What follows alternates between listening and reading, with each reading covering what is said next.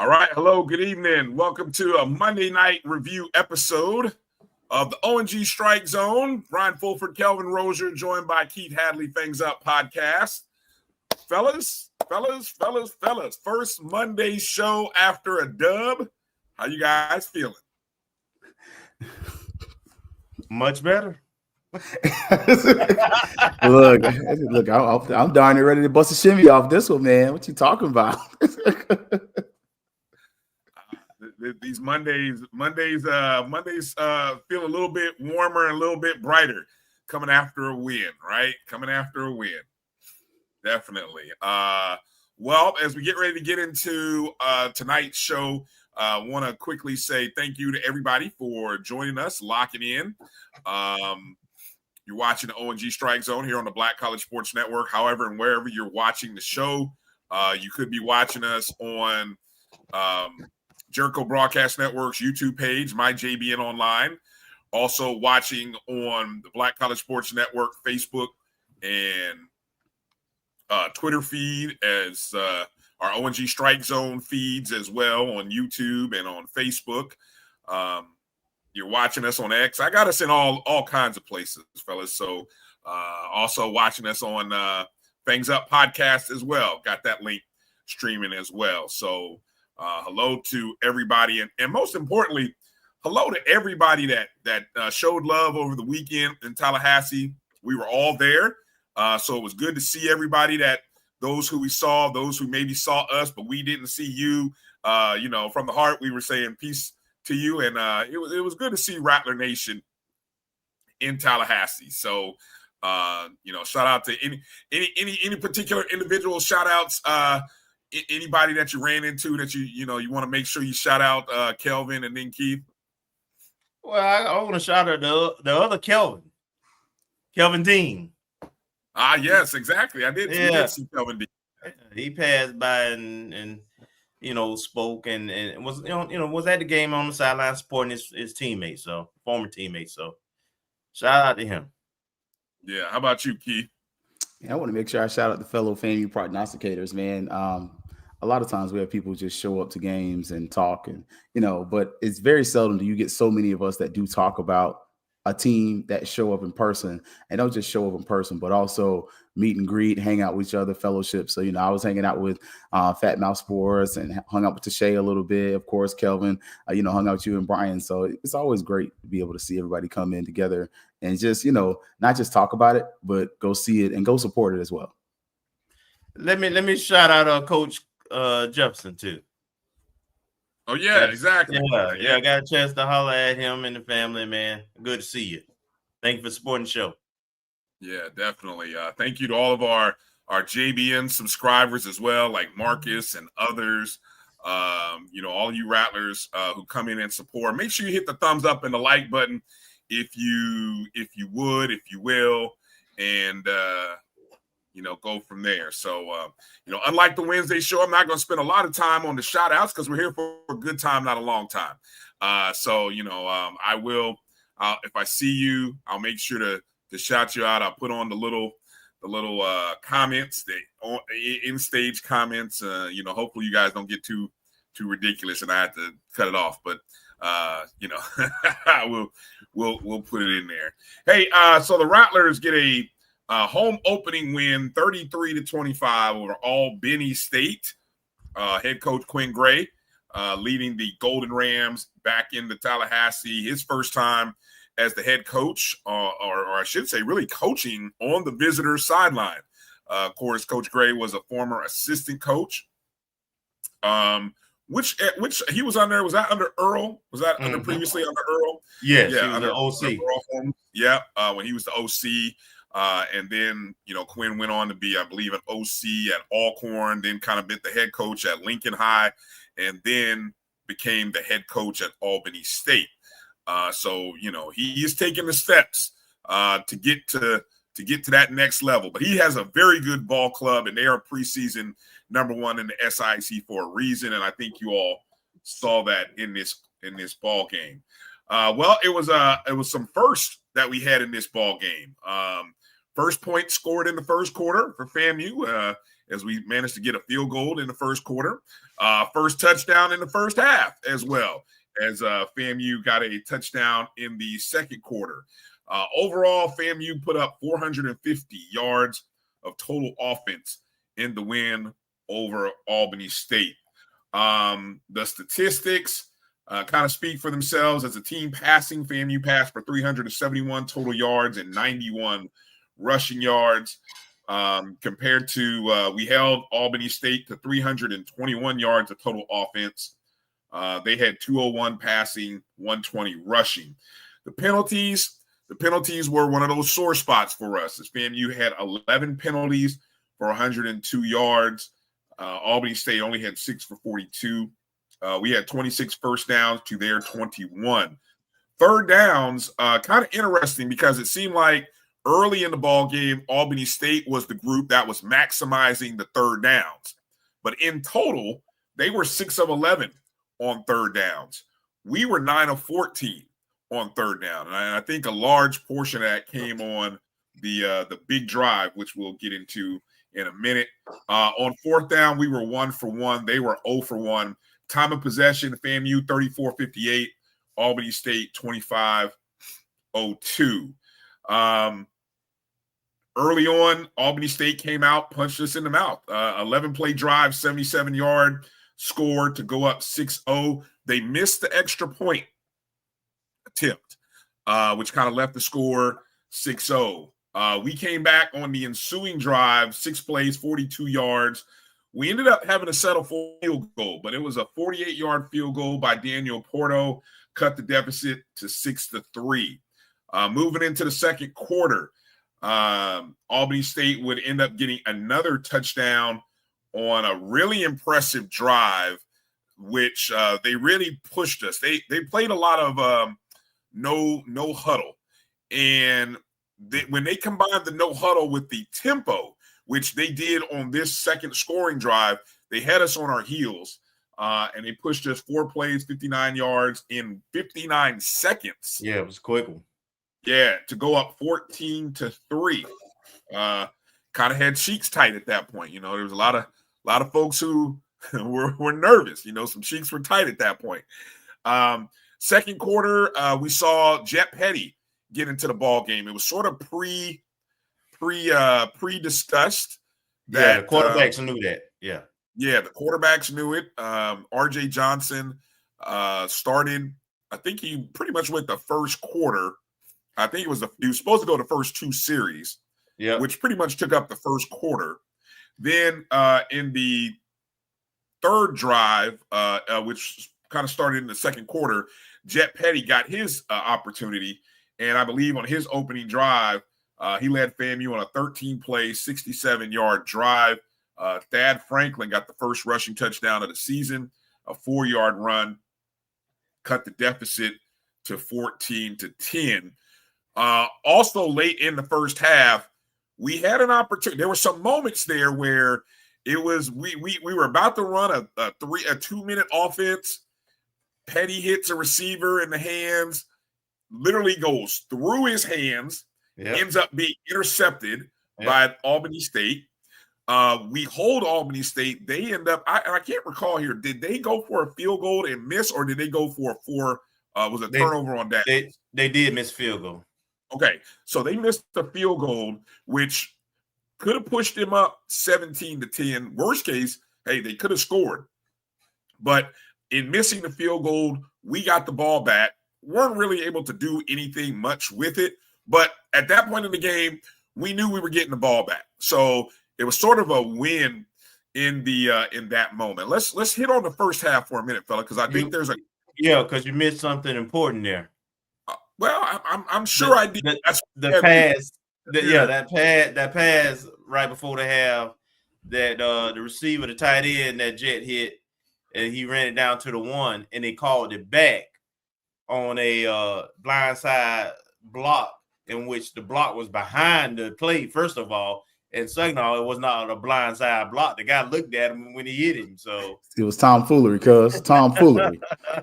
You're referring to the play to Miles Campbell, and man, he was hauling tail, And then I think it was Kanari Wilcher who came from the it would have been from the FAMU sideline. So he was behind Campbell to his left. Right. And he just closed the angle off. He didn't push. Right. He got in front of him. I wish I would have had the video of it. You're holding you disagree, Keith? You disagree? Oh, no. Mike Evans just made a catch, Doc. I'm a Buck fan. Come on, Doc. That's all right. That's all right. He pushed off. Pushed off, though. He pushed off like a mug, though. I mean, they were letting it slide on the pass interference side because that deep route. They called pass interference on him. See, look, I knew he pushed off. I just looked up for a hot second. He pushed off like a mug. But anyway, so Kanari Wilcher ends up cutting him off, and they call him with a block, and it was horrible. It was horrible call. And so at that point, that kind of snuffed that drive out, which I mean we easily could have scored and should have probably scored on that drive. But go to the first half. First half comments. RJ Johnson opened the game. Jet Petty came in the second quarter. What did you see there in the first half? Well, for me, one of the things I mentioned that I wanted to see was us get off to a quick start, because we don't do that, and that didn't happen. We got off to the same slow start, and Albany State got off to the quick start. That first drive was a beauty, and they converted 3 third downs. We were stopping them on first and second down, but they converted the first 3 third downs. So that was concerning. And we did a pretty good job of neutralizing their run game in that first half. We struggled a little bit more with the passing game. But I thought we competed. From an offensive standpoint, we moved the ball a little bit, but the first 2 series, I think the plays may have been more scripted. And we ran a lot more, because RJ was like 3 or 4 in his first 2 drives, but that's all we threw the ball was 4 times in the first 2 drives. So we was more run focused. And I get it, because Albany State was small up front. Mm-hmm. And it did come into play in the second half. They were just out of gas. That was some of my notes. But I thought there were some things that translate with this game. The first thing is having a W, so you feel good, right? I feel good. So I know the players, the coach, that's big money off your back. 2, Albany State is a really, really good team. I try to, warn folks, hey, this whole D2, D1 thing, when D2s are really good, they can be competitive. Ask Grambling. They went in overtime against Kentucky State, the same Kentucky State team that Albany beat last week by 28. But that was in the fourth quarter, though. They had to work for that. It wasn't an easy dub. No, it was tied. It was tied at halftime, right? It was tied with 24-24, I think, at half, and then they shut them out in the second half. But still, they blew them out at the end of the day. So the D2 teams have shown they have talent. They can compete. And Albany did a good job of competing. Quinn had him prepared. I thought he had a really good game plan. And we talked about the tempo. And the only other observation I have concerning that first half specifically was when Jet entered the game. We're down 14-3. Albany had just scored.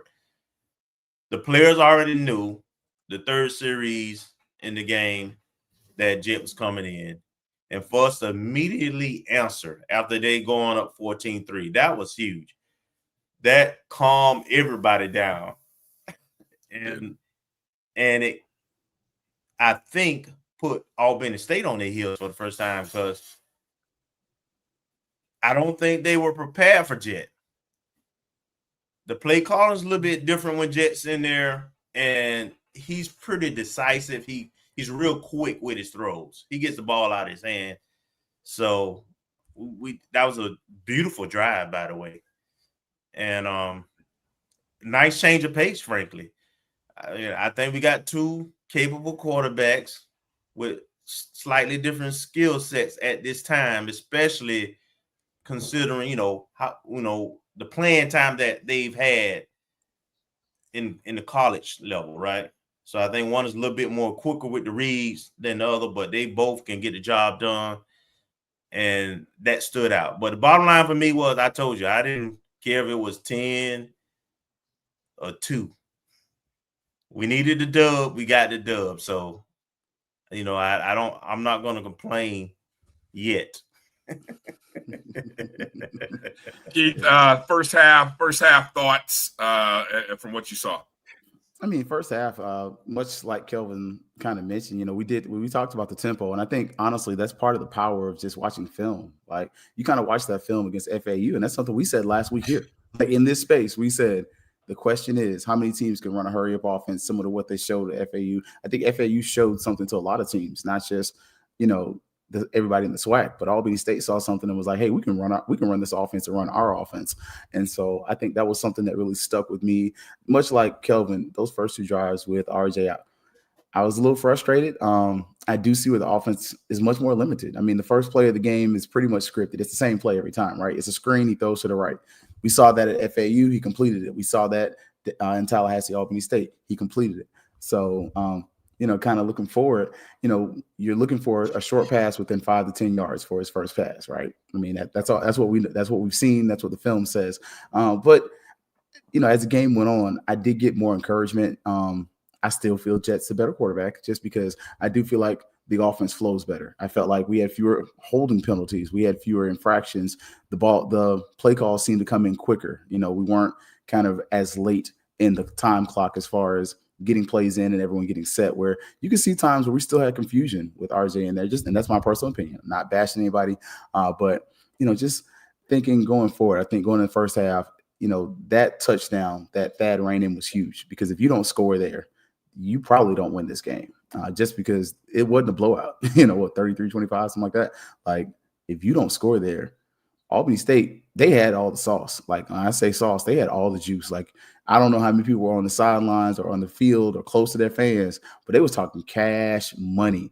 Like, they had a whole chant going on. And, part of the reason Bragg was rocking was because they brought their fans with them. Yeah. And shout out, we made them believe. We gave them hope. And that's something going forward, man, that, kind of like Kelvin, I'm probably a little more concerned. I'm less on the chill vibe, because I know what's coming. I see what's coming.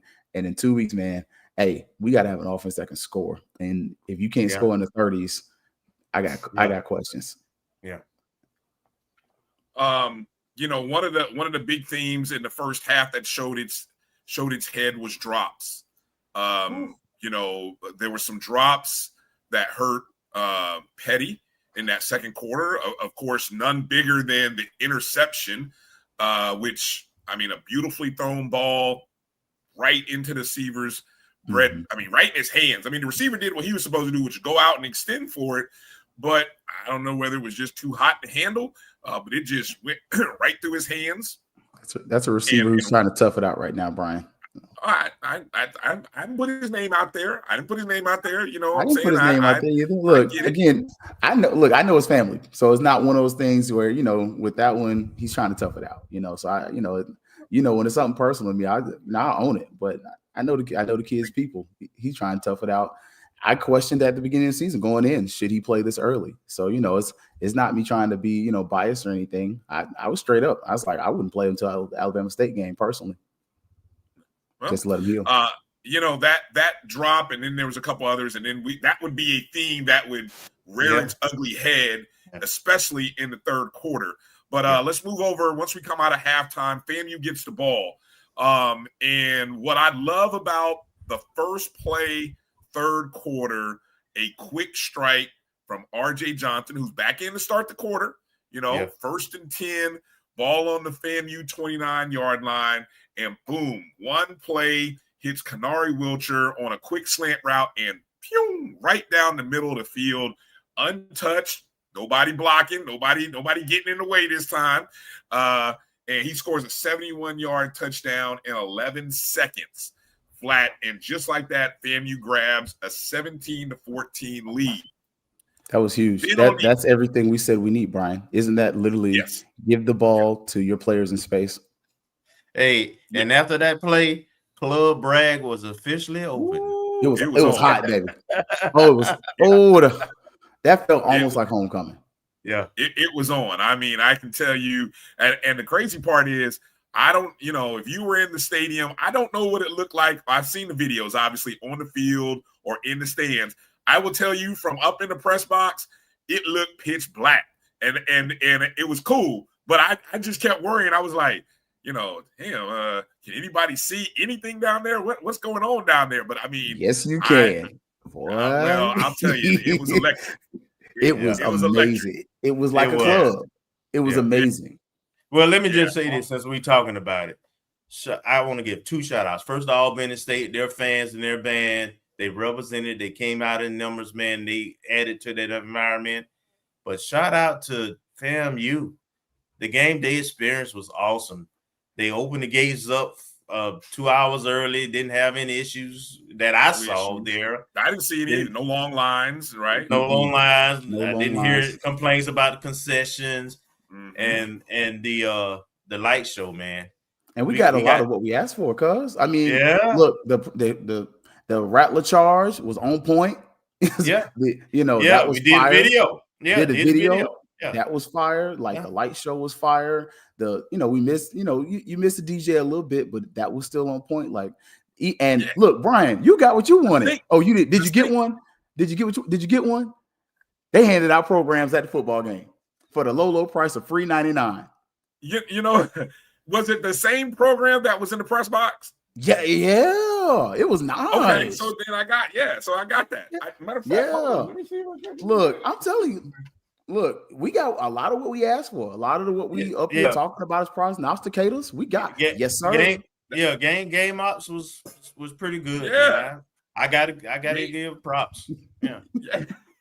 Yeah. Hey, look, the only issue is I don't know who's doing the accounting, but you can't tell me there was 14,000. What? 230? No. I'm sorry. I need a recount. I'm gonna be like, I need a recount, because if they're saying that the official numbers were 14,000 to something, I disagree. It looked like there was at least minimum 18,000 in there. Did they properly count the students is a question I have. Or the bands and I don't know. Recruits. I don't know. Because I don't know. Yeah. So but yeah, it was rocking. Yeah. No. I mean, so I'm told that attendance consisted of tickets sold, the marching 100 members and staff, visiting team band members and staff, FAMU and visitor team coaching volunteers, athletic university staff. I still don't know. I don't see students on there. That's why I say I question how many students, because the student side was the students was rocking.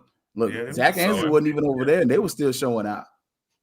Yeah, if they needed to count the students, I don't know how you do that, but that would have been impressive. So FAMU finally gets a lead, 17-14 on the ensuing kickoff. Boom! FAMU special teams comes up with a big play, forces a fumble on the ensuing kickoff.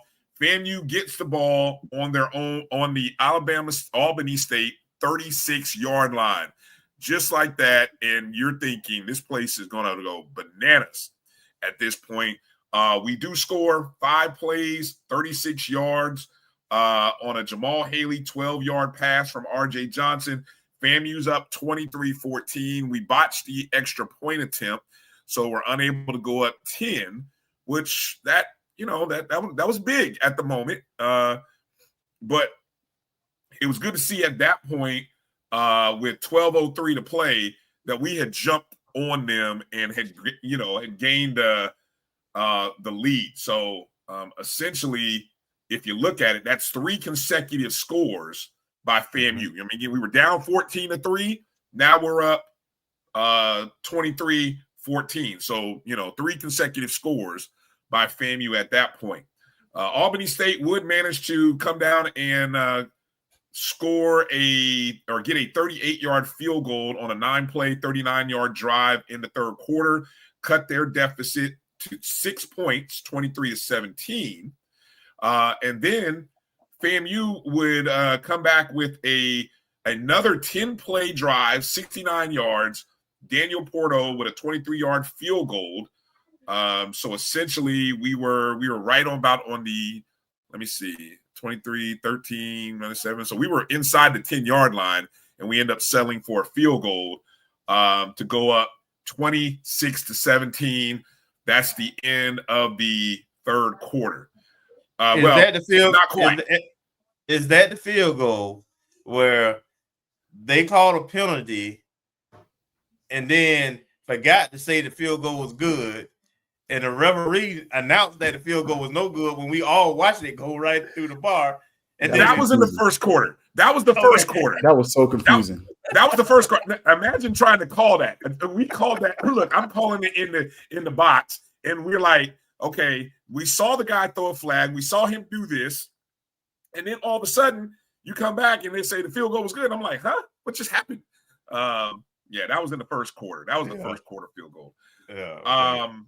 And going into the fourth quarter, I thought as we reminded, and I want to get this drive right because I thought the defining drive for FAMU started with 2:59 in the third quarter, backed up all the way to the 1-yard line.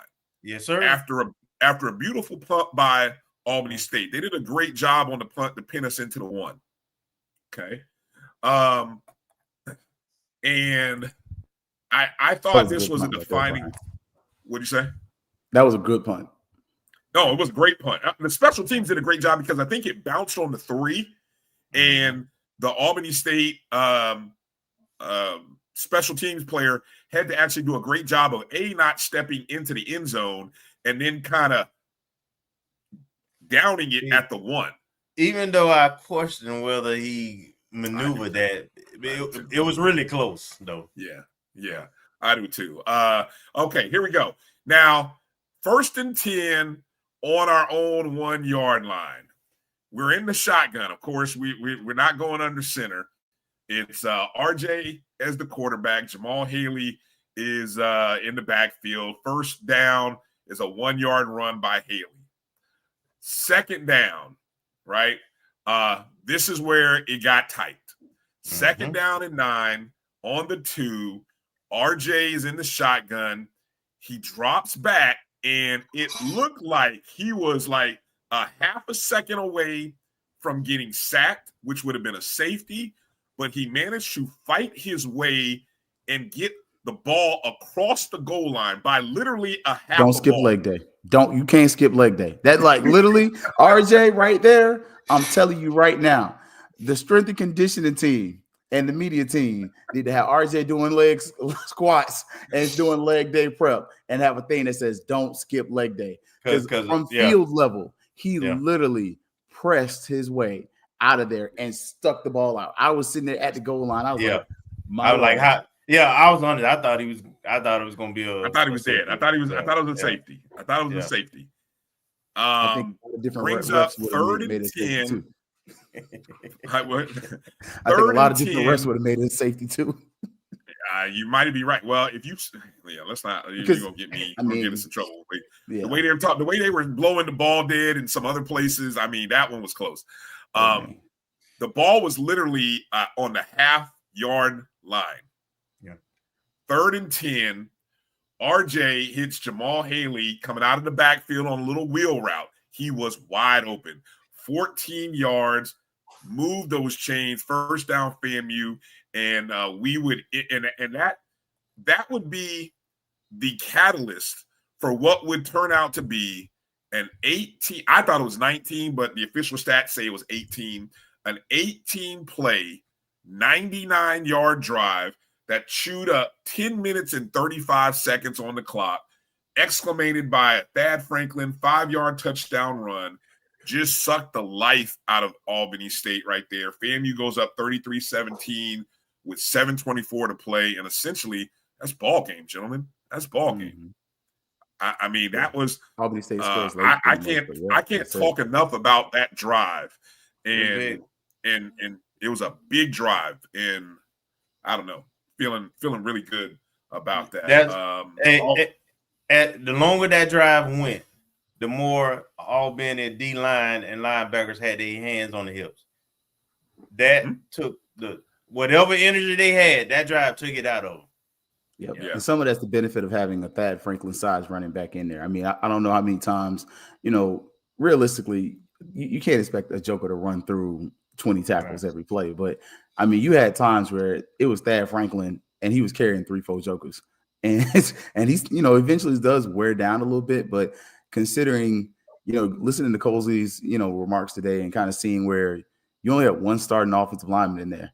And that Joker got penalties, versus the other 4 or 5, And he didn't have Bo Somerset. Didn't have Bo Somerset. I mean, so it's kind of interesting to see. I saw somebody, put out there, man. You sitting players and you still winning.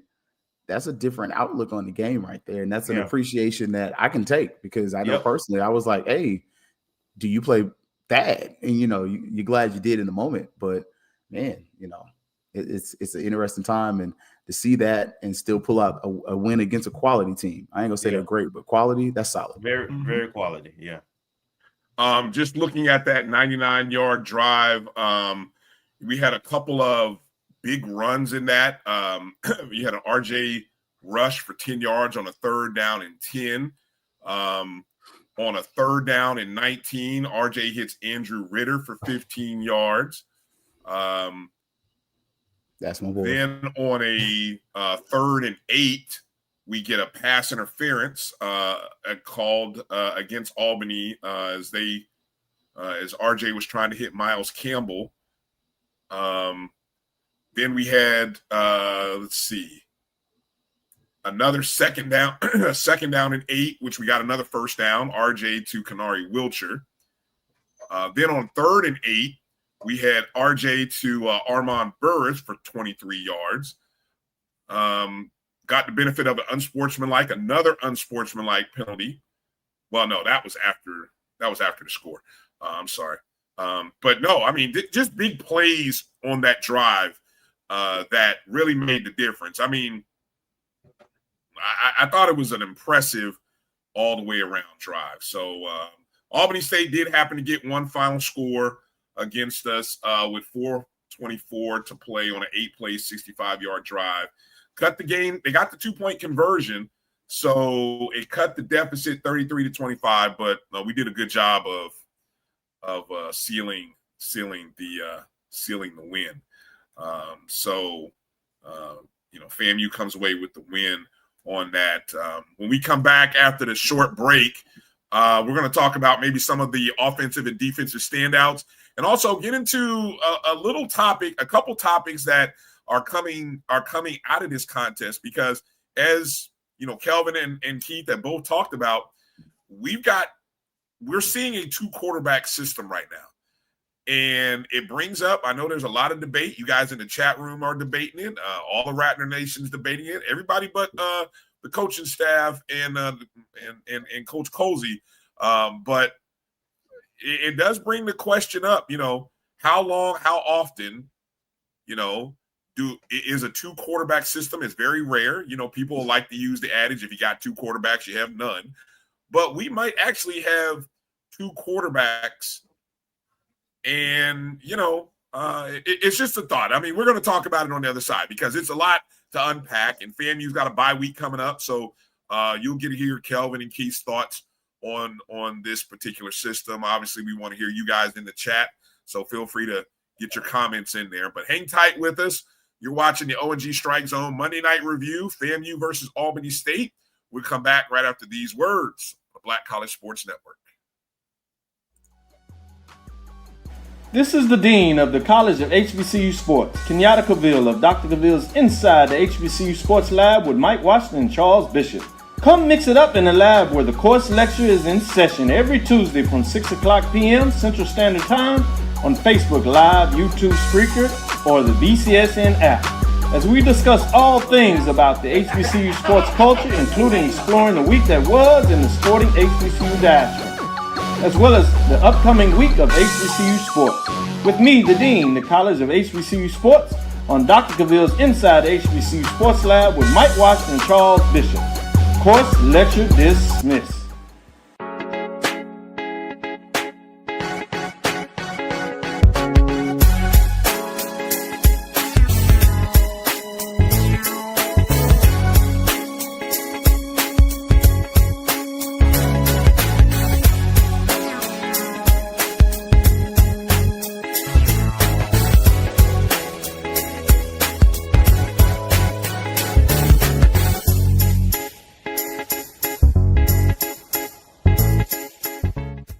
It's never too early to plant the seed, to share the tradition, and instill a sense of pride in your HBCU with your little ones. HBCU Pride and Joy Children's Boutique helps you share your school spirit with a wide selection of adorable kids apparel and accessories officially licensed from your favorite HBCU.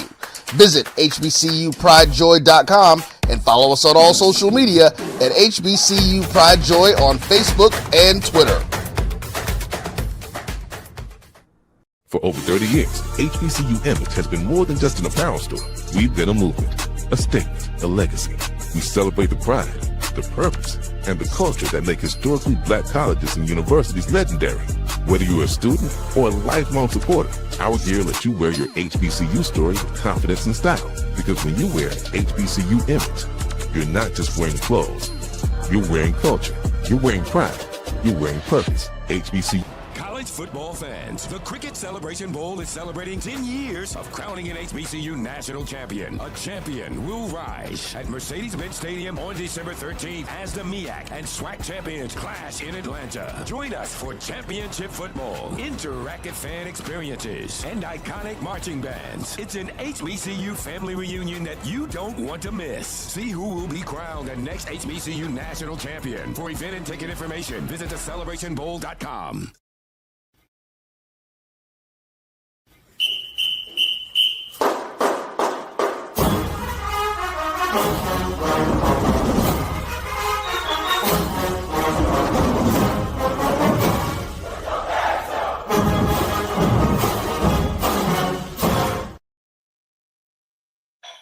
All right, welcome back to the O&G Strikezone Monday Night Review. FAMU with a 33-25 victory over Albany State. Brian, Kelvin, and Keith Hadley of Fangs Up Podcast here.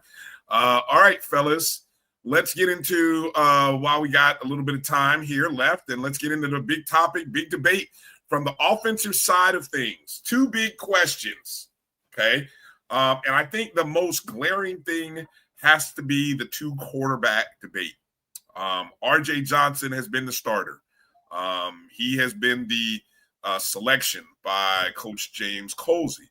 But we've seen Jet Petty in some, maybe not so good moments against FAU, good moments against Albany State. And it is a source of much debate and conversation. So, Kelvin, are we a two-quarterback team? Can we be a two-quarterback team and still accomplish the goals that we all see for FAMU? I think we're going to have to be. Well, we get into conference play at this point, and we won't get away with some of the things we've gotten away with the first game and the first couple of games. And we starting off the bat with maybe the hottest team or the most dangerous team next week in conference play with Alabama State. We know they can put up points. They have a 2 or 3 quarterback just like Albany, who a little bit more polished, and he got a little bit more around him from a line, running back, receiver standpoint. They're capable of big plays. They're well challenged, right? They've already been to Southern and won a couple of, and very competitive with UAB, and they beat Miles pretty convincingly over the weekend. So we definitely have to produce. We're going to have to put up points. So it's good to get 33 points and see that we're capable. Having the two quarterbacks, I think where it's going to help now that we got film from this game is in the preparation of the other team. They understand that we got two capable quarterbacks. And the systems we run may or may not be similar based on skill sets. But none of that matters if we don't take care of two things. I'm fine with both quarterbacks. I do think there's a difference. I do have a preference. I'm not even going to say the preference right now. But I'm fine with where we are. But I understand moving forward, especially with this next game, receivers going to have to catch the ball no matter who's the quarterback. They're going to have to make plays. And that's been a consistent issue from game one. Even though some of the passes are slightly off, they hit you in the hand. You have to make the play. You can't drop them all. You got to make some of them. Help your quarterback out. And then penalties. Again, this game reared its ugly head. And it was the timing of a lot of those penalties. They put us behind the chain on third downs. And there were discipline penalties. They weren't effort penalties. So this next game, we got to be cleaner. And I know we had some guys out. And I feel like this staff thing, once those guys come back in, then it infuses talent, experience, and all that. While that may be true, I don't know if that's still going to be enough.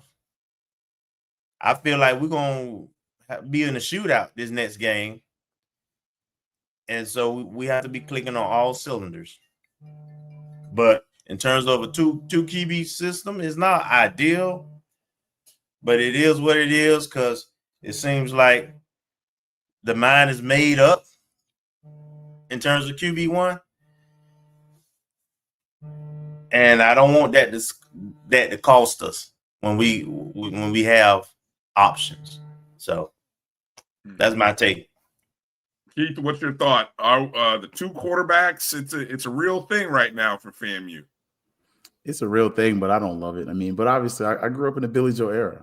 Kim Riley was the first head football coach I ever experienced that I can remember to date. But you're growing up in the Billy Joe era, and I think you mentioned it. Normally, by game 4, you kind of knew who the quarterback was, and I don't like it, largely because I see the upside of both quarterbacks. I see where one quarterback, he's more on time. He's maybe a little more accurate than the other, but I see where the other one is more cautious with the ball. He's more careful. He does read the game a lot slower. But the big thing is that I'm really hoping for the production increase because, as you mentioned, the drop balls are huge. Like you have receivers, and I saw, some of the passes are contested. They're not all uncontested, but the ball's hitting them in the hands. And when you play receiver, if the ball touches you, it's best if you catch it because either way you're gonna get hit. So, and you're going to black out anyway. You're not going to feel it. Like, I really hate this. I really hate to be that honest about football, but 9 times out of 10, when somebody hits you, you really don't feel it. You just you're out and then you back up for the next play. So, but, when you're looking at it, RJ's got to get rid of the ball quicker. He's got to be more decisive. And it has to be something where you continuously saw some of those abilities to get the ball downfield later in the game. That wheel route is something he's been able to hit. It was dropped by, I believe Thad drops that at FAU. This game, and Al Howard. Yeah. And so it's like, that's a route he likes.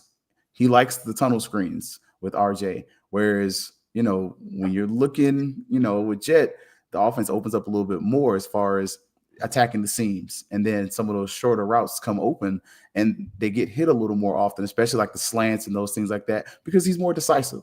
And so I think that's one of the benefits of having two quarterbacks is kind of being able to see that, hey, we got two guys that are options, but I'm like you, Kelvin, you need to pick one. And, I'm okay with the two quarterback thing, but, either go to the bathroom or get off the pot at this point, because you can't run this offense and get behind. Let RJ kind of get in there, then throw Jet in there. Let Jet kind of get you to getting caught up, and then put RJ back in there, because offensively, that's just not a good system, and it doesn't promote consistency. It promotes some of the problems you have as far as, again, holding penalties, other things. Yeah. It adds up. So, I don't like the two quarterback system. I do have my preferred favorite, and y'all know it's Jet.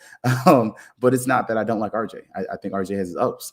But I think I've seen a little more in those moments, especially in the second quarter. I don't value a lot from the FAU game because the talent disparity was just huge. Like, so whereas, and even when he did come in, he threw a dime. It just got knocked down. It's good coverage. So I think against FAU, you saw some cool things, but I would like to see what he could do against a team that's at the same level. Well, Coach Colsey has picked a quarterback. You said pick one. He has picked one. There's a large percentage. I don't know what. I'm not going to run a poll If I wanted to be that guy, I'd run a poll and say, who do you want? But I'm not going to do that, because I don't think it's productive, But here's what I'll say, though. The one thing that impresses me statistically about RJ is he's had 3 clean games statistically. Now, I know if we want to go with potentially what could have been, sure, you could find some things. But at the end of the day, what's on the ledger is no interceptions, no fumbles lost. Okay.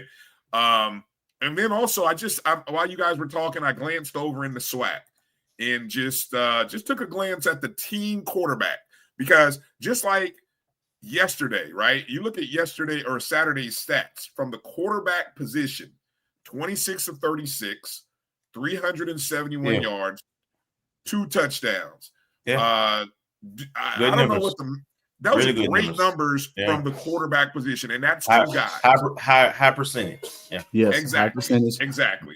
And some of that is also, as much as folks want to bash, you got to give credit to the offensive coordinator for calling people that he knows are going to fit the skill set of his quarterback. Yeah. Within the SWAC, we are the 3rd best passing offense right now. And what's funny is I'm just looking at an average per game.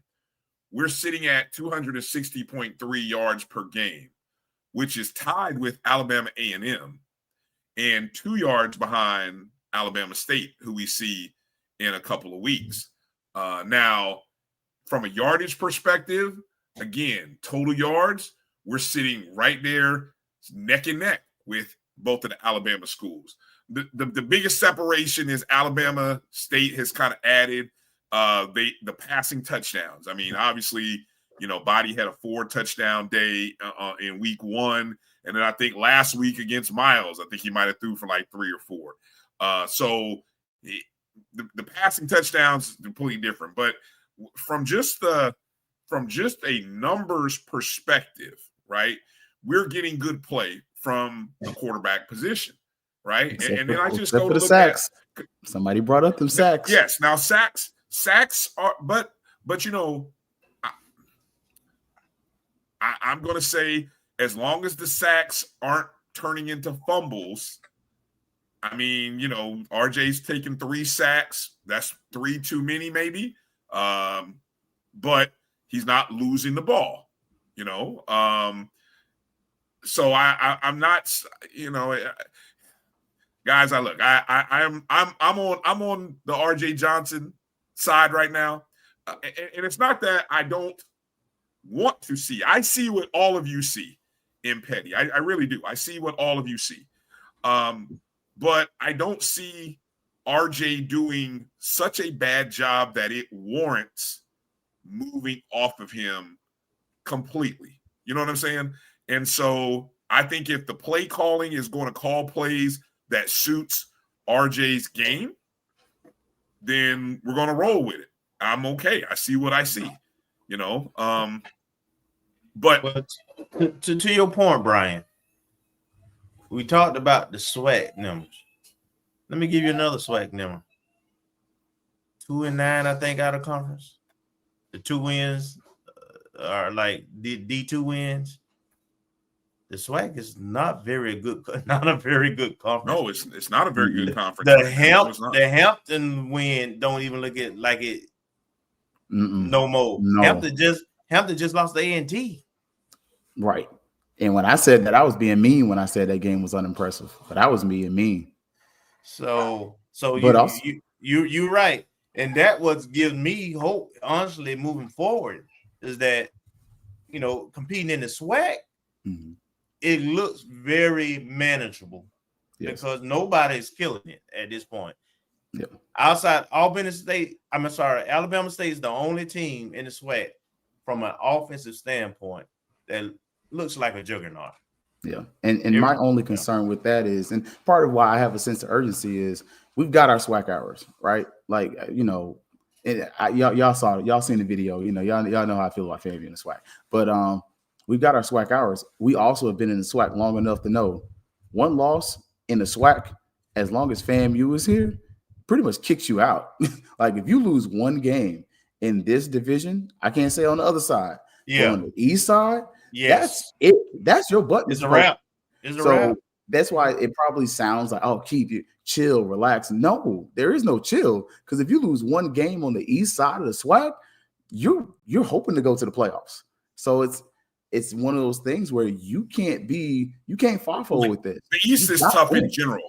The East is tough with the fact that Alabama A&M now is a legitimate team, I think. Yep. And I said preseason, I told you that my dark horse team was A&M. So it's a 4. It's no longer just a 2-team race. It is a 4-team race, and we have to play 3 good games against Jackson State, Alabama State, and Alabama A&M. And I think whoever out of that comes out either 2-1 or 3-0 is going to end up winning the East. At least be the front runner, because look, fair. I know we want to discount the West, but hey, whoever has to run into Prairie View or Texas Southern might find themselves. I know you're shaking your head, but I wasn't impressed with Texas Southern this weekend. Well, they got weekend, B2. I mean, look who they played, Keith. I mean, come on now. Take that in consideration. They lost to PV too. Yeah, the West on the last second play. The West is the West.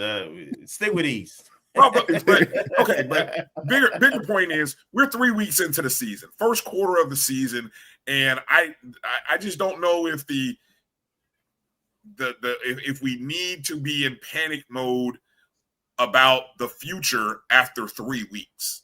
Okay, we got the win out of the way, and yes, we lost on a last second field goal. It sucks, a game that we probably should have won, but it's not panic mode though. It's as analysts, you're talking about what we put on film, and what we have put on film is inconsistency.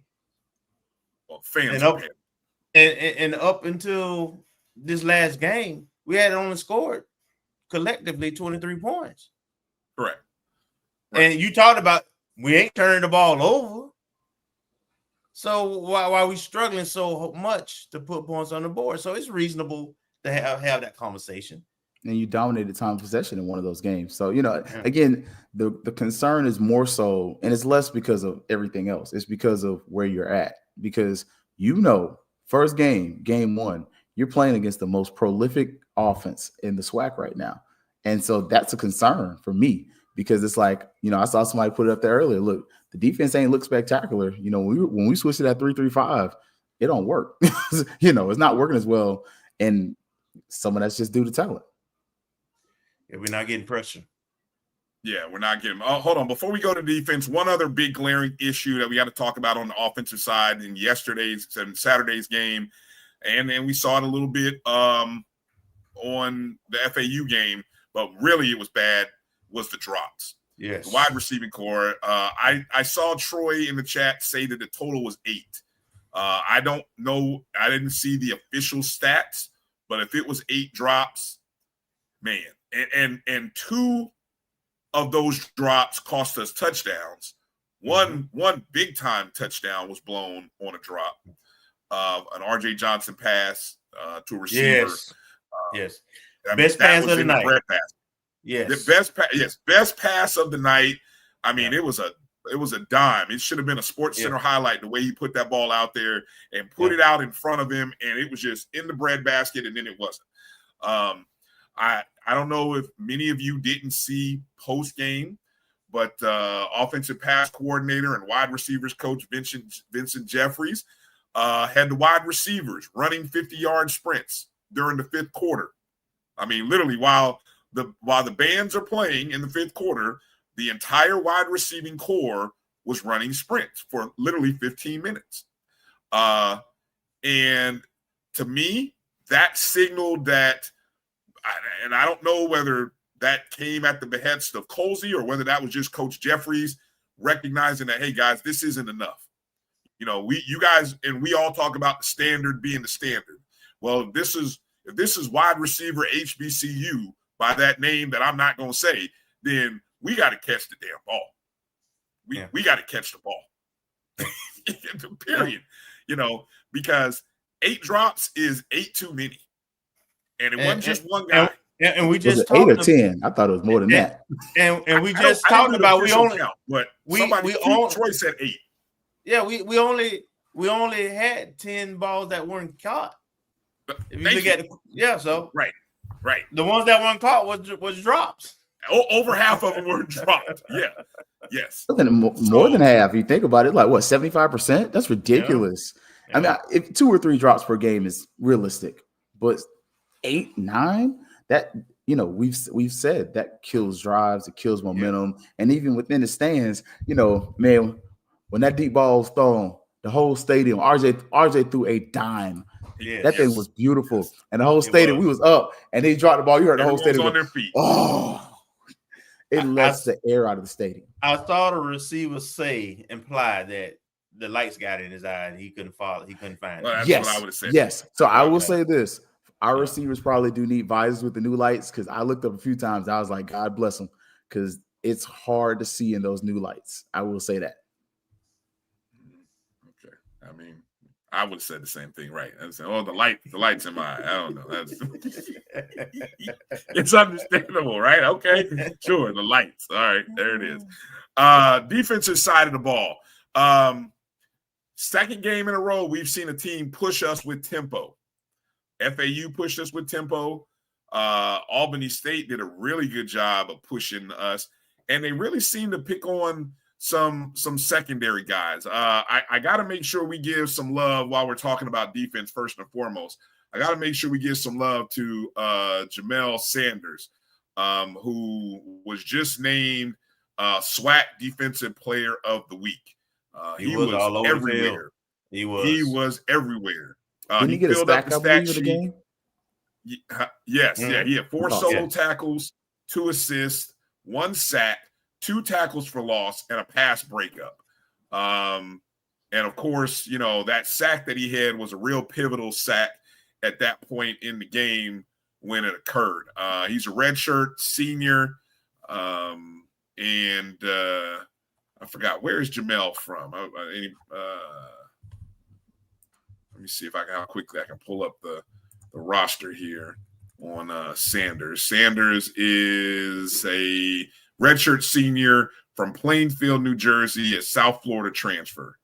So, yeah. So that's two USF transfers that I can think off the top of my head that are starting. Yeah, exactly. Yeah, last year. So this is his second year as he came over last year. He was a redshirt junior. He came over last year. You know, had some good games, especially against Southern last year, but really has stepped in. 6'1", 195. So doing a great job. But getting back to the bigger point, defensively, seemed like we got picked on a little bit in the secondary. How was the pressure to you guys? Because that was a big issue for me against FAU. I don't think we got enough pressure. Did you like the kind of pressure that we got on Albany State, or was it still not to your liking? It wasn't where it needed to be. But I also understand that we had about 3 interior linemen out on the defensive side. So that had an impact. Mm-hmm. And we started off with number 4, was that Norris? And then that's one thing I picked up. I was like, wow, we got linebackers playing in this game. So I have a little grace for that. My biggest issue with the defense, you know, a lot of folks go directly to the secondary, but I don't see enough activity from our D-line for me. And that's interior and exterior. Now, I know number 1 didn't play. You know, we haven't seen Westmoreland the whole season yet. And then you had the 2 interior guys who weren't in there. So I get it, but we got to – I just want them to be active. Even if they don't dominate, take up some blocks, move the quarterback out of their comfort spot. Make sure that you don't, you close those lanes, those running lanes, when you got quarterbacks who are run first, pass second. And I would like to see the DBs take away the first read. Most quarterbacks at this level just like in high school, in the HBCU game. Did it rip out? If you make them have to go to their second and third reads, then the pressure can get there. Mm-hmm. So that's that's complimentary football, and I got to see a little bit better effort on that. Yeah, and I agree. For me, the pressure at first, it was frustrating, but I kept noticing we ran a 3-down front for the most of the game. So when you're running 3-down linemen, I'm not anticipating getting a lot of pressure. I think that's where a little more of the linebackers and the Fox rolls, the Jamil Sanders, I think that's where they're going to come in as far as blitzing and showing some of those things, because I think you did adjust your defense. We've been a base 4-2-5 for a while, but we're showing a little versatility, and so I wasn't elated with the pressure, but I'm kind of like y'all, man. Like Poe number 16 got picked on a few times. Like Quinn Gray threw that deep ball to him once, and he's like, "Oh, you got away with that pass interference. All right, let's try it again." And the second time, the ref was like, "Yeah, I can't let you slide twice, dog. I got to throw that flag." Like, so I think, some of the things I saw in coverage, and I got to give credit, Fat Mouth, he saw it before I did. I think you may have to put some more people over the top. I know you're going to need a quarterback spy and some more guys because you got to contain Andrew Body. But if you got receivers that are running past your DBs and the DBs honestly can't keep up with them, you're going to have to give them some help from somewhere. And so that's going to be part of my question. And then later in the game, man, the tackling got sloppy. Like it wasn't even like, I know that's going to always be something we say, especially with this generation. But, that there's one pass that my boy 21, it went right in front of him. And TJ hits the guy with a shoulder, ain't wrap up nothing.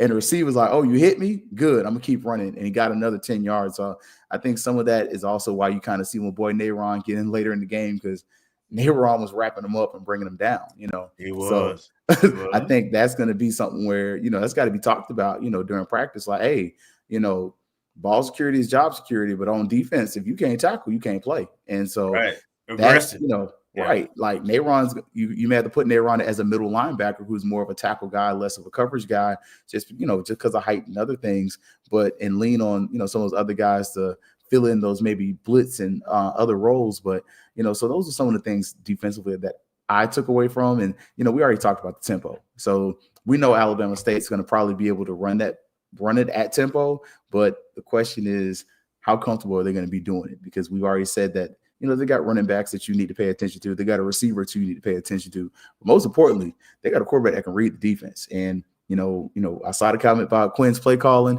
Man, his play calling was spot on and really good. But one of the things Quinn Gray did a lot of was rolling the quarterback to one side of the field, which simplified the game for that quarterback. And so all of a sudden, he didn't have to read as much. But you also notice with FAMU's defense, when his read went away, he was all of a sudden like, okay, I got to look to the other side or I got to run. So, it's just some of the things that, go back and watch this on SWAC TV. They need to pay the O&G Strikezone and Fangs up a little something for that free advertisement right there. But go watch it, and you'll probably be able to see it. Looks like the same stuff that Vaughn was doing on Rattlers Plus Fame, but it is what it is. Hey, let me just add one other observation I've seen from one particular player multiple games now. Number 7, Powell. He's being positioned and he's in a trail position. I personally don't like trail position, but I know that's what they teach nowadays, where you get in the hip pocket of that receiver, but he never looks for the ball. He doesn't find the ball. And his teammates have to help him and let him know the ball is coming. And you can't turn around because it creates separation. But what you're supposed to do is look over the top and get your hands up. And both times he's gotten beat deep. It happened against Howard. It happened against, I think it happened all 3 games now. Where so people are running that same route looking for that matchup. Mm-hmm. And like I say, he's in position, but he's got to find the ball. Yep. And we got to fix that zone. That zone was getting eaten up. Like Quinn Gray was dialing up those slants like they was on like auto dial. Like literally, you was like, "Oh yeah, we running zone. Here come the slant." And so that's something else. I don't know if maybe that's something where when you do have those 3 linebackers in the middle, do you need to have one of those linebackers come up and stay up, to challenge a little bit? So he kind of not only cuts that off, but also is kind of standing there as a spy. Not sure how you scheme that up right there. Not right now. I know I was about to take a last break here as we get ready to try to close the show, but I saw a good question by EA bringing up the question about special teams. And his question more so centers to are we looking at our kickers, the punt? So I'll start by just saying I know the punt formation was a little better, no blocks, no intense pressure. Right. But also, they didn't come. What we did notice is, and he brings this up, he said, appears to be that our place kicker appears to be showing a tired leg already. Brought in 5 kickers, and we already only had 3 touchbacks in 3 games. Did you notice that our kickoffs went out of bounds not once, not twice, but I'm not mistaken, 3 times? But I wonder on the one that went out of bounds now. That was by design. Yeah, I think, I don't know why. Well, you know why. He wasn't trying to kick it out of bounds, but he was trying to kick it at an angle. Right. So that because their kick returners were getting way too many yards. Yeah. And so that was an adjustment by really getting the midfield. I mean, the furthest any of those special teams guys got was maybe the 35, 40. No, they had a couple. They broke a couple. Go back they and broke watch. a couple. They got about 40, 30, 35 is too much. It's too much. Yeah. But I did but the one thing I did know, speaking of that, was that it's not getting to the end zone right now. Yeah. That part. Not getting to the end zone. And while we're talking special teams and special teams coverage, I don't know what happened after Albany State had scored that touchdown to cut it to 33-25. They went onside kick, and I don't think our recovery. I don't think they didn't see it. They didn't. I would like to think they were coached it. They had a setup. They had a setup. We got lucky that they jumped off sides because they very much should have and probably would have recovered the ball in the fourth quarter. And again, down 8. Had they recovered it and not jumped off sides, they would have had a chance to go down for a potentially tying score. Yeah. And we've struggled with 2-point conversions this season. Right? Yeah. Yeah. Well, and to that point, the one criticism, because overall I thought the game was an okay game, but the one thing that has been consistent in all 3 games, timeout management. It's awful, man. We taking timeouts coming out of breaks and TV breaks and fourth downs, and because we can't get lined up out a few times. Yeah, because we can't get lined up. Our time management we gotta coaches, we gotta tighten that up. Yeah, it does have to get a little bit better. I won't disagree with you there. All right, we're coming back with grades right on the other side of this break, as we like to do. Grades, offense, defense, special teams, and coaching grades coming up on the other side for the game against Albany State. You guys can drop your letter grades in there for whatever unit. And hey, since we got a win, we can finally talk about player of the game, offense and defense and player of the game. I feel like we have to, right? We won a game, so we got let's give a game ball, offensive and defensive game ball. So there you go. You guys got something in the chat room. Oh, Adrian Cook already dropping. That might be for his squad. Yeah. That might be his team. Hello? His team might get that D-. Hello. All right. Let's take that short break. Come back. You're watching the O&G Strikezone right here on the Black College Sports Network. Be back in just a moment. This is Ryan Fulford. AD Drew and I are co-hosts of the BCSN Sports Wrap. We talk about all things related to HBCU athletics. From the games, teams, coaches, and fan interest stories, we cover it all. You can find our shows on Facebook at BCSN Sports Wrap, YouTube at MyJBN Online, and everywhere you listen to podcasts like Anchor, Spotify, Google, and Apple Podcasts. You can also find the show on the Jericho Broadcast Network's app. Make sure to download. We look forward to you joining the conversation and being a part of the show. The Cuvée Group is a Florida-based marketing and training consulting firm. We help businesses communicate to their target audience and engage them in conversation. We also help to expand their audiences, which will ultimately result in growth for those organizations. In addition to being a certified constant contact specialist, my colleagues and I are also certified in John Maxwell Leadership Principles. We use these proven principles to conduct workshops, training, and private coaching sessions for individuals and companies looking to take things to the next level. Contact us to schedule a free consultation. Issues today, don't delay, call Cuvée. For over 30 years, HBCU Image has been more than just an apparel store. We've been a movement, a statement, a legacy. We celebrate the pride, the purpose, and the culture that make historically black colleges and universities legendary. HBCU Image, a Kenny T's company. College football fans, a champion will rise in Atlanta on December 13th. MEAC champion, SWAC champion, the 10th Cricket Celebration Bowl, crowning an HBCU national champion. For event and ticket information, visit thecelebrationbowl.com. ESPN Events presents Red Lobster Band of the Year. Returning to Atlanta on December 12th, 4 bands will qualify for the big stage, where 2 national champions will be crowned. Follow us for rankings updates throughout the season, and join us on December 12th. For event and ticket information, visit bandoftheyear.com. When it comes to professional learning, teachers deserve better. From the leader in online learning, Stride brings you the Stride Professional Development Center, an on-demand library of mobile-friendly courses that gives teachers choice and flexibility, allowing them to learn anytime and anywhere.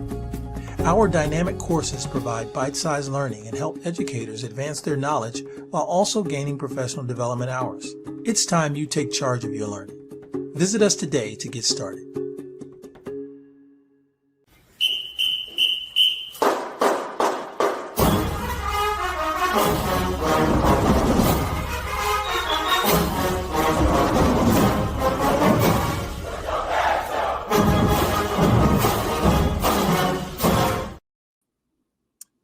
Welcome back to the O&G Strikezone. Monday night review, FAMU versus Albany State. Rattlers with a 33-25 victory. Brian Fulford, Kelvin Rozier, Keith Hadley of Fangs Up Podcast joining us here. Just want to remind everybody, as you can see, you can always leave a super chat if you're on the JBN online. You can drop a super chat or hit that Cash App right there. My JBN, my BCSN. All of it helps us. We kind of scouted the location after game 1. Who knows? We might be able to set up in a certain spot or two. Might be able to drop a pregame show live from Bragg in 2 weeks. But we got to have a little bit of help. So all of the donations and the help goes into that, and we appreciate all of your guys' support. The thumbs up, the like, following the BCSN Pod Zone, downloading, subscribing, rating, and review all helps the algorithms. All right, gentlemen, grade time. Time to give some grades out. Before we give the grades, let's go players of the game. Game balls. Let's go game balls first. Game balls before we go grades. Keith, offensive, defensive game balls. Who you got? Man, offensive, I ain't gonna lie. Look, I ain't no hater or nothing, but I'd probably say RJ.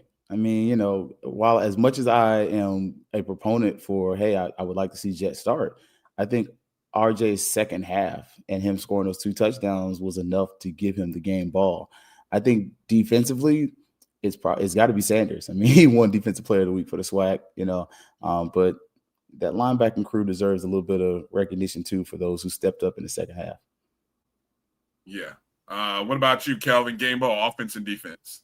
So offense, I would give it to Kanari Wiltshire. He had 5 catches, 121 yards, TD, that long TD, 71 yards. It gave us the first lead of the game. So that's my offensive player. Defense, let's go with Nayron, I think. He didn't get as many reps as he normally get. They rotated a lot of guys. But he still finished with 3 solos, 2 assists. He had a tackle for a loss. Yeah. So he was, when he was in there, he was impactful. Yeah.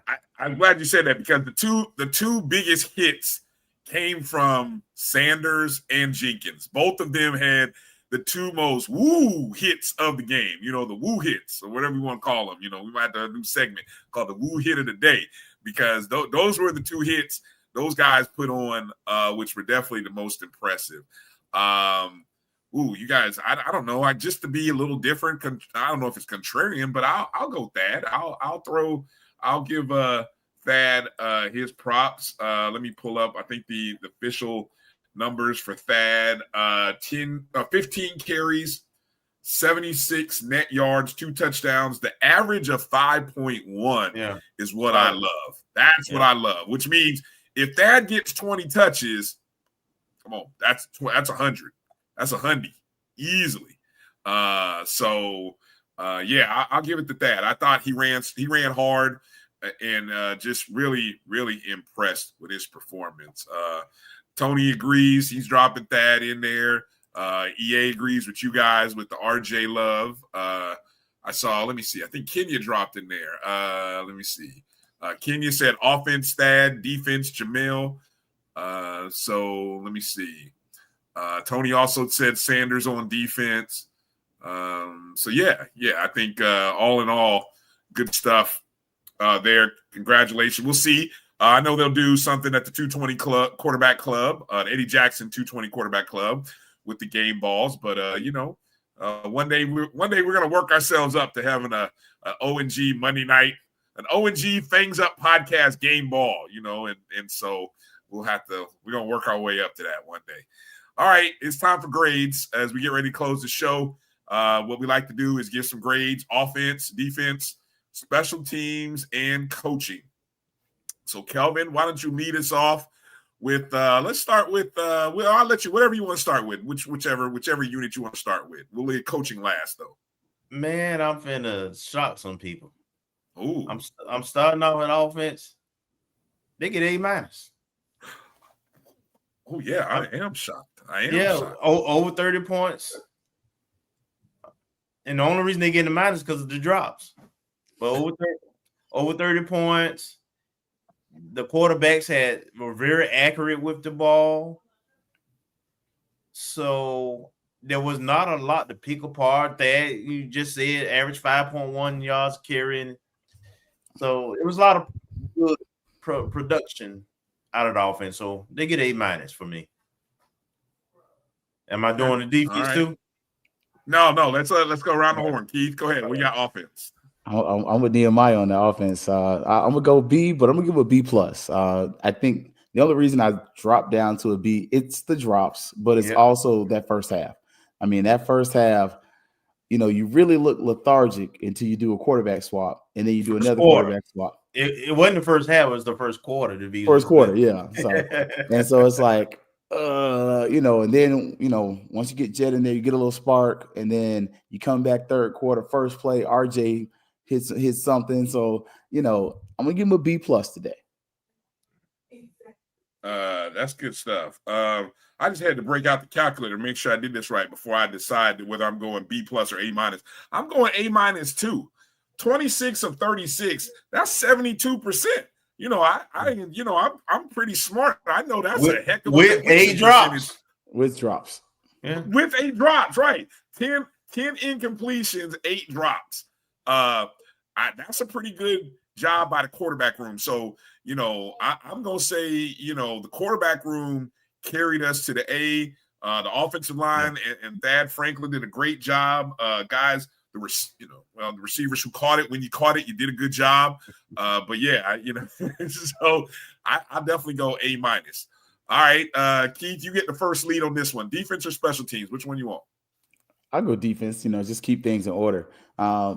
Defense, I'm going to go C plus, just because we gave up some big plays and later in the game, and I understand some of that is just due to you're really on your 4th or 5th defensive line group there, but you kind of got a little lax as far as stopping the run. So C plus, but it could have been a B if we made a few more tackles and we probably didn't get some of those penalties, namely pass interference penalties.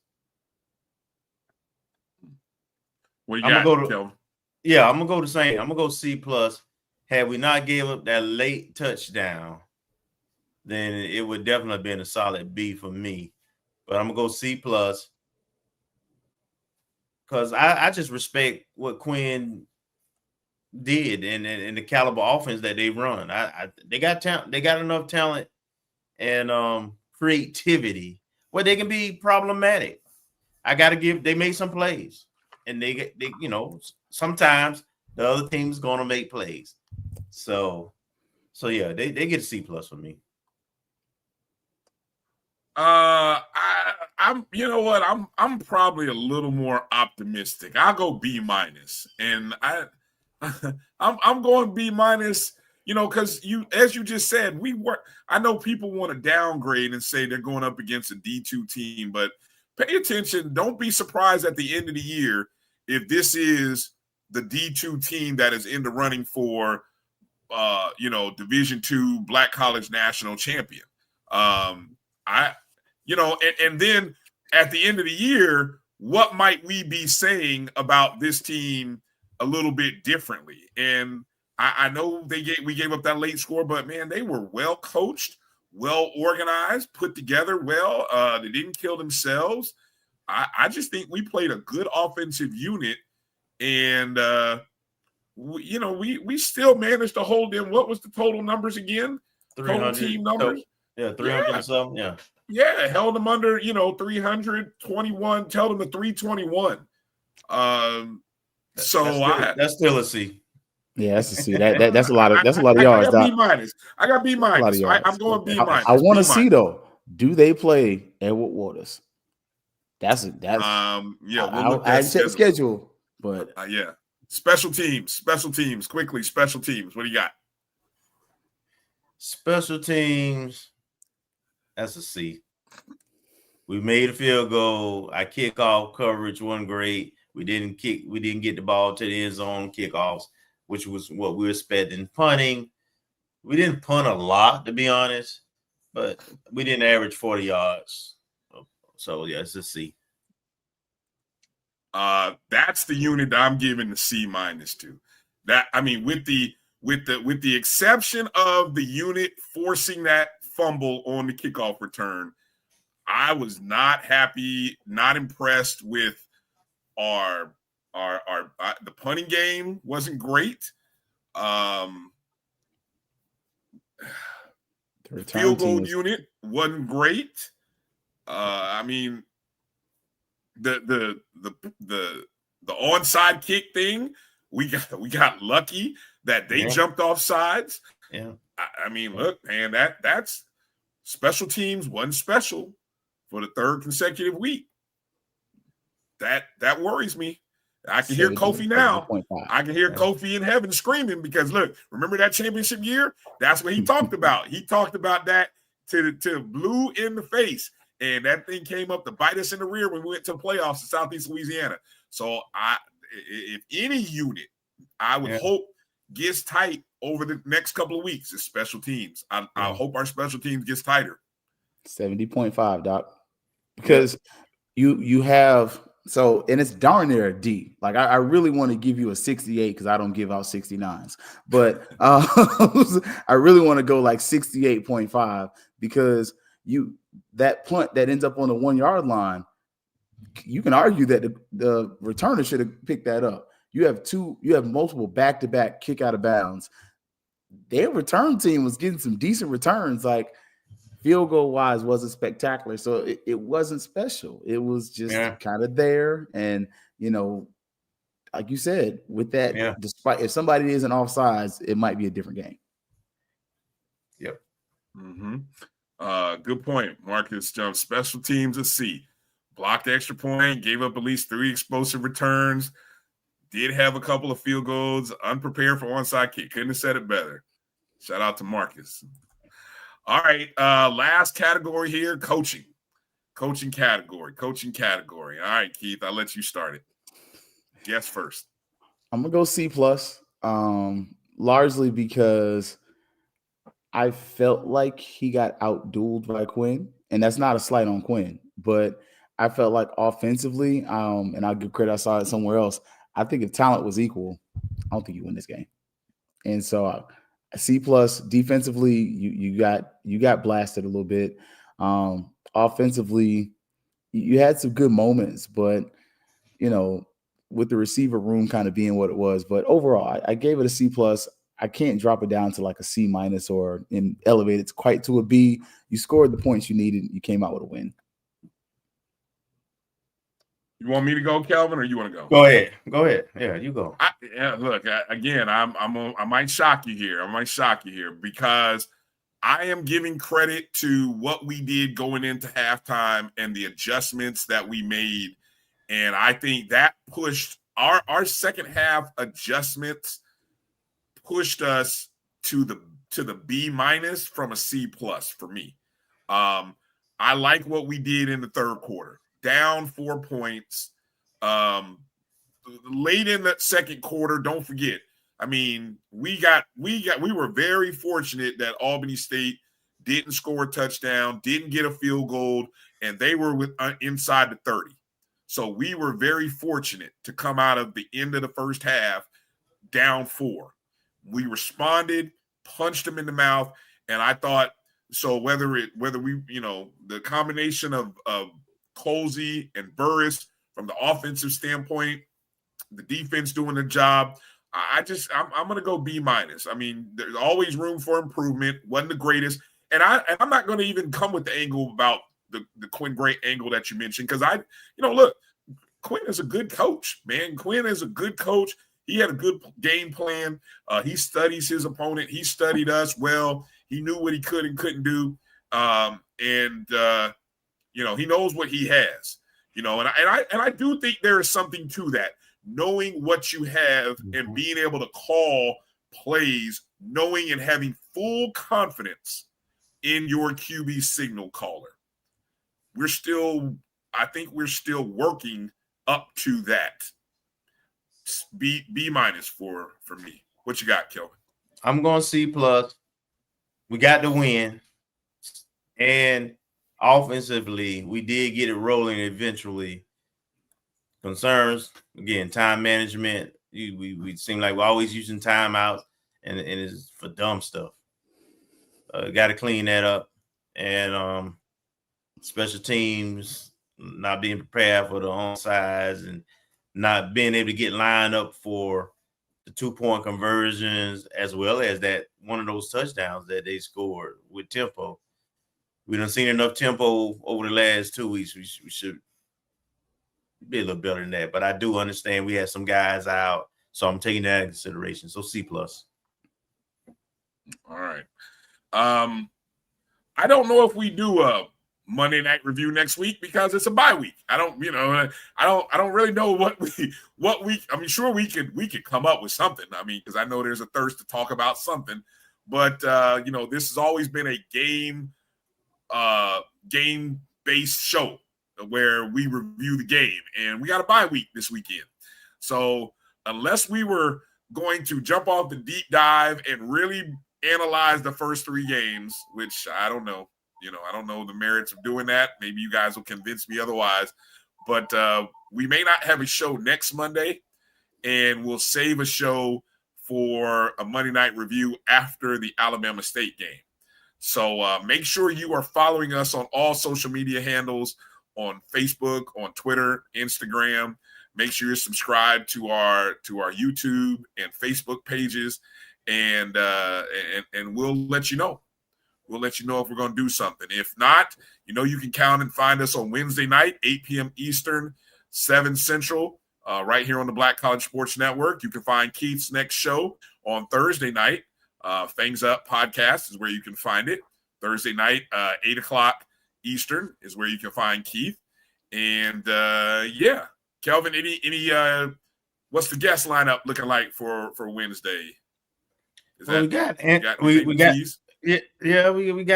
Fullwood, who's getting inducted into the Hall of Fame, and I'm debating whether we bring on Nick this weekend or next Wednesday.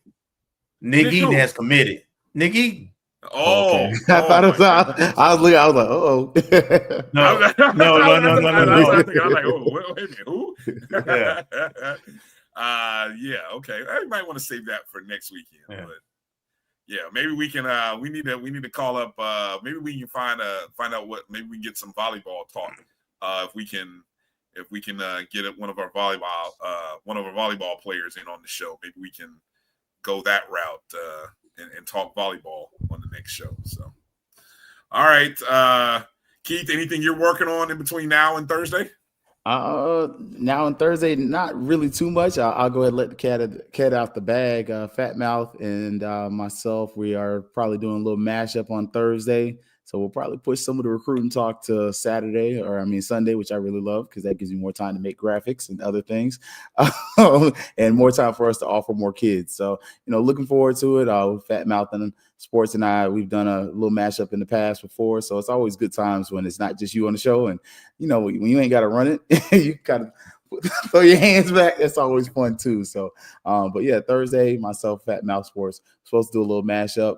But we're going to talk about some of these recruits. FAMU football dropped about I've seen 3 offers in the past about 24 hours, especially coming right off of the win at home. So, interested to see how that goes. And also really looking to see what's going to come about from softball and volleyball. Softball, you've had potential recruits. I don't want to say the recruits at the softball camps coming up. So, see if any of these girls get some offers and continue to see basketball there. Because one of the things that was really nice to see this weekend was the FAMU coaches supporting FAMU football. Coach Pressure was there. Look, I saw her before the game and I saw her after the game. I saw Coach Ward there. He stayed the entire time and they were there after the game too. So, really interested to see what some of these, some more of these offers are going to look like that are coming out. Did you see that 5-star and 4-star that Coach Ward and Coach Lass had on the sideline? Yes. Okay. Yes. And they've done the visits. This is an exciting era for FAMU athletics as far as basketball, and you're really hoping the football can stay on top, because if we can get both revenue producing sports to be in a nice little sweet spot, that can be a really fun time that we haven't really seen at FAMU since the Billy Joe era. Mm-hmm. Yeah, the hump era. Yeah. All right. Well, appreciate everybody for joining the show tonight. Make sure to follow us on all of our social media handles. You know where to find Keith. Fangs Up Podcast is where you can find him. Go check out the BCSN Pod Zone everywhere you listen to podcasts. Spotify, Amazon Music, Apple and Google Podcasts, iHeartRadio. Download, rate, review, subscribe, all that good stuff. We appreciate it. Congratulations to Coach Cozy and the Rattlers for getting win number 1. 1 down, several more to go. And coming out of the bye, we've got Albany State in less than 2 weeks. So good stuff, great stuff. So that's going to do it for tonight's show. See everybody on Wednesday night. For Keith and Kelvin, I'm Brian. Fangs up, everybody. Make sure to strike, and strike again. Peace out.